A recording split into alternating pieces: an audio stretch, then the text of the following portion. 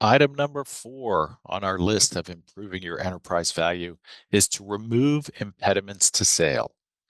You'd be amazed how many things might prevent a sale. So let's talk about a few of them. 7 in total. First, make sure that your business licenses and permits are up to date. Most people do this by default, but if you're disorganized, if you tend to procrastinate, it's entirely possible that you're not up to date. They absolutely need to be up to date as you're approaching a potential sale. Second, be aware that licenses stay with the business. You may have some specific type of licensing. For example, a low voltage cabling license that allows you to do cabling.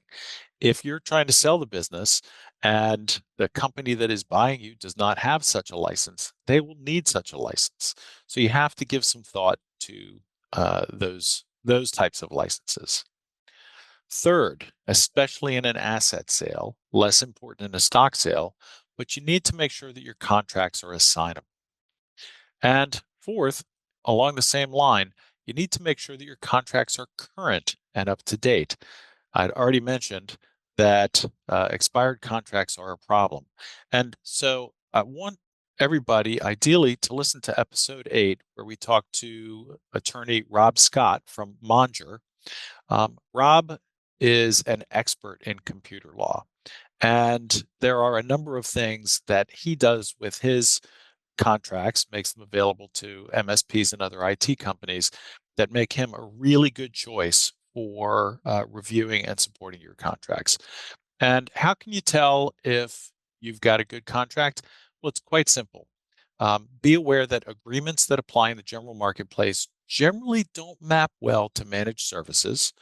Um, be aware that good agreements can help you avoid continuous margin erosion. They usually include some sort of automatic updates to your pricing, typically annual. And if you want to know for sure whether your attorney, whoever put together your uh, master service agreement, knows what the heck they're doing, ask them the following questions. Are the indemnity clauses in my MSA aligned with the provisions of my insurance policy? So, if your attorney hasn't looked at your insurance policy before creating your MSA, the answer is certainly no. And the reality is, they may be a great general business attorney, but they're not an ideal attorney for putting together IT service contracts. So, pay attention to that. There are a number of other factors that are important. I strongly recommend episode 8. Rob Scott from Monger. I strongly recommend episode 1, as I've already said, with service leadership. Those are the 2 episodes that you need to listen to in order to ensure that you're uh, moving along the right track. Item number 5 in removing impediments from sale is if you have an LLC or an S corporation or a C corporation, you want to make sure that a solid majority of your owners are in agreement about the path forward. There is nothing worse than dealing with bickering owners. Um, from a client perspective, I won't take a client unless there's a solid majority of the owners who know and understand what the path forward are and are in agreement and working all pulling in the same direction for that path. Number 6, make sure you're motivated for the right reasons. A floundering business is not the right reason. I regularly run into people who started an IT company just to see whether they could. And, they had some success. Maybe they got up to 300, 400, $500,000 a year in services revenue, and then sort of hit a plateau and were unable to move forward any further.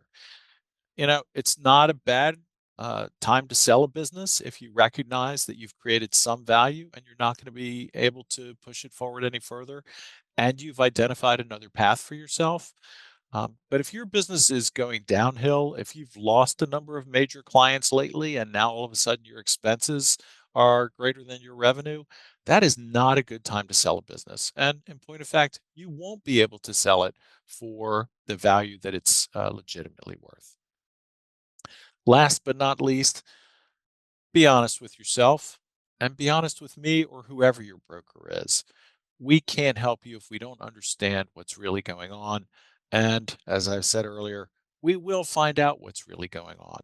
Deals don't go through when there are hidden gotchas along the way.